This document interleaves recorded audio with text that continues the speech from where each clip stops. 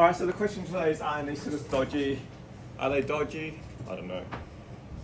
So in terms of anaesthetic death, what's the chance of you dying under general anaesthetic for all takers generally? Andrew? Less than 1%. Less than 1%. Okay, that's good. So maybe 1 in 100 of the people being operated on today will die by the end of the day? 1 in 1,000. Less than 1%. We've got less than 1, maybe 1 in 1,000 from Andrew. Any advances on 1 in 1,000, Tara? How dodgy is your anaesthetist? Is it recording? Yeah. How many people will die under a general anaesthetic? Very few. Around Very 1 few. in 1,000. 1 in 1,000 as well? Okay. Mel? 1 in 5,000. How dodgy is your anaesthetist? Richard? I'll go with 5 in 1,000. 5 in 1,000, which is 1 in 1,000. Richard said 5 in 1,000.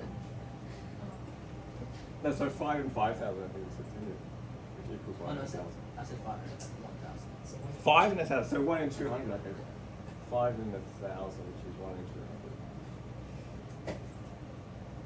200. Okay, so, and how many operations are happening today in theatre? We've got 5 or 6 theatres going, each theatre, and we'll talk, if a big case is 2 hours, and we've got 5 theatres going, and there's some minor cases like cystoscopies that don't take that long. 60 cases a day, so you will get to 1,000 cases in 20 days. So 1 person dies a month. You're basically saying 1 person dies a month from the general anaesthetic. Wow, our anaesthetists are dodgy if that's the case, isn't it? I haven't seen the story in the Daily Advertiser yet. So the question is, are anaesthetists dodgy compared to what? So we've got to compare them to something. And the main reason why I'm bringing up this is because we probably should have some idea of how common certain diseases are in the community. And what are the 5 most common cancers in society? Bowel, what else? Lung, breast, what else? Prostate, melanoma. Yeah, that's basically it. Lung. So, how many people get prostate cancer a year? Admittedly, it's only the male population. So, absolute number and dying depends dodgier than your average anaesthetist. It's about 20,000 per year. Is that in Australia? In Australia, yeah. And that translates to about, so incidence, how do we measure incidence generally? Yeah, number of cases per year per 100,000 populations. So when we're talking anaesthetic death, we're talking, you're suggesting it's about 100 per 100,000 is the ballpark consensus from the ASU surgical group. That's about 75 in 100,000. So you're more likely to die of an anaesthetic than prostate cancer. Bowel cancer. How many people die of bowel cancer per year? 1,000. There's a bit more than that, it's about 15,000. That translates to about 59 per 100,000. Actually, sorry, these aren't deaths. This is incidence. This is people diagnosed with it. So, sorry, these aren't deaths. Melanoma, because they're all the common ones, it's all about the same. It's about 14,500, and that translates to about 56 per 100,000. That also depends where you live. It's obviously going to be higher in Queensland. It's going to be lower in Victoria and Tasmania. But ballpark average for Australia, 56 per 100,000. Just to compare and contrast melanoma, so we've got 56 per 100,000 for melanoma. What is it for SCC ballpark? I mean, they say skin cancer is the most common cancers in the world, and that sounds scary, but that's probably because they add up the SCCs and the VCCs, and they're just not talking. It's not just melanoma. Incidence for SCC, 20? Huh? 20? well, it's got to be more than melanoma. I can't 200 per 100,000 ish. VCC, yeah. I've always quoted 800 per 100,000. Okay.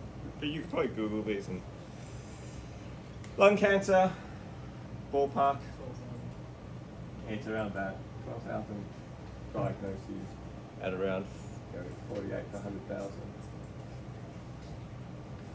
So anaesthetists are looking pretty dodgy at the moment, aren't they?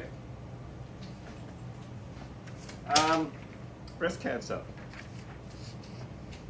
Supposedly 10% of women will get it sometime in their life.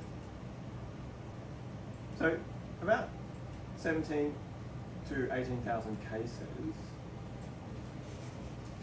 And that translates to if you, which is sort of, that number's a bit less than that, but it translates to if you're female, that's sort of 130-ish per 100,000. So if it's a population, it will be similar to that number, 70 per 100,000. But because it's mainly female, then it's 130 per 100,000 if you're female. And if you're male, what's the chance?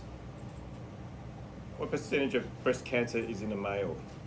Less than 5%. Yeah, it's 1% about. So the chance of breast cancer if you're a male is about 1 in 100,000, whereas if you're female, it's 130 in 100,000. Suicide, people talk about suicide all the time. How many of those are in Australia per year? 3,000-ish, which translates to about, I've written down 6, but it should be more than that. I was thinking about maths, unless that's in New South Wales. I'm not sure if I've got that entirely right. But I won't write an instance for that. But car accidents. We deal with that all the time. We're an ASU, we're a trauma unit. How many people die how many people get clocked up on the road toll per year? So it's 1,000. 1,000 where? In Sydney, New South Wales, Australia? That'd be New South Wales. 1,000 in New South Wales? Andrew thinks 1,000 in New South Wales. True. Tara, how many people die on the roads in New South Wales?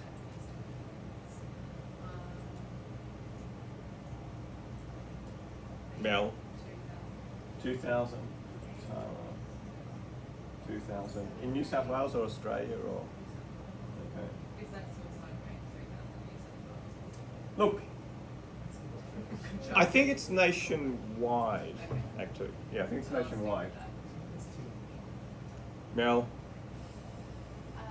So am I estimating state or? No, you can estimate whatever you want. Worldwide, in Sydney, only in Wagga. I'd say How many people die on the car 7,000 accident? in Australia. 7,000 in Oz. Can I amend mine to 500? In Australia, New South Australia-wide, Wales? yeah. Huh? Australia-wide. And 500 Australia-wide. Okay. But So that's basically 2 a day. This is basically 20 per day. Australia-wide, 2 per day. Is this New South Wales or Australia? You said Australia. So 2 per day Australia. Yeah, look, Andrew's probably the closest. Australia-wide, it's 1,000 per year. And in New South Wales, it's about 300 per year. Okay? That gives an incidence of around 5 per 100,000. Chance of death in a car accident. Number of serious injuries in a car accident. It's supposed to be 40 times that. Is the number of serious injuries in a car accident, which would translate to 200 per 100,000. Similar to your SCC rate, I guess. The thing with serious injury in a car accident, how's that defined? It's generally defined as needing admission to hospital. And as we know, there are a whole lot of people who just come in for their tertiaries and they've had a bump on their head. Yeah, for the stats, that's, I think the ABS or whatever, they still define that as a serious injury in a car accident. So the really, really bad stuff where you need a trauma laparotomy or you need, some orthopedic surgery to, broken long bones and stuff like that, it's going to be a lot less than this. This includes, all the people who come in for their tertiary surveys and then go home afterwards. But there's some of the numbers floating around. These are some numbers you need to know for your consents. What's the chance of a colonoscopic perforation? Yeah, that's the number I quote. 1 in 1,000 or 100 per 100,000. Which is one reason why we have a fecal alcohol blood screening program. So we don't scope everyone in the community because there is a risk of perforation. We scoped everyone. There'd be a lot of perforations unnecessarily. Major bile duct injury at a lap colleague.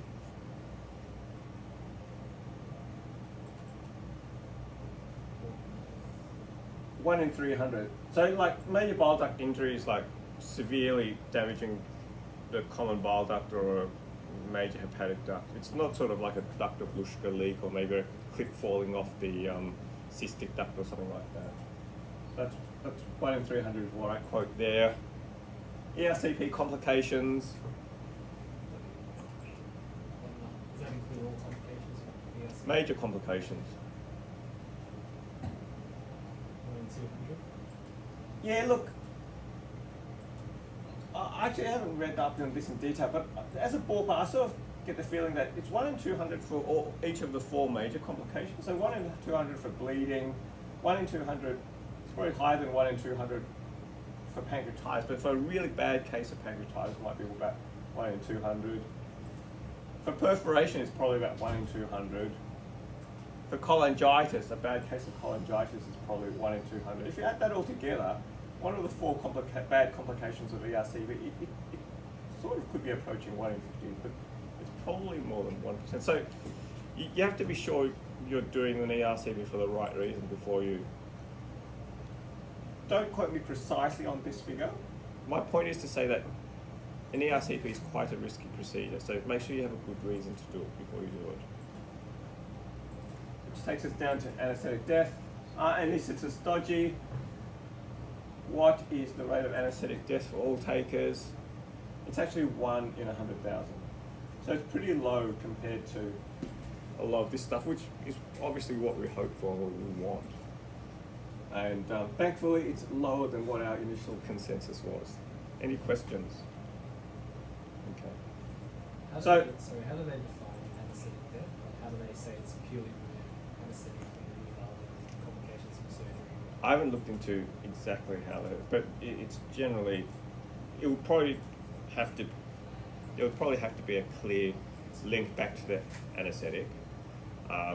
It obviously wouldn't just be anyone who dies within 24 hours of an anaesthetic, but where there's a clear pathological link to the anaesthetic. And for male and Andrew, as you're going through your studies, it's a good idea to have a feel for how common things are. What's the incidence of appendicitis and people getting their appendix out?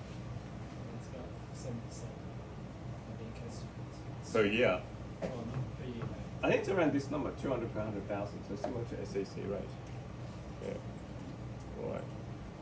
And as you're reading through and you read through what the incidence of Crohn's disease and ulcerative colitis is and this and that, then you can sort of put it into the grand scheme of things by keeping in mind what these sort of numbers are. No other questions, queries? No. Okay. Maybe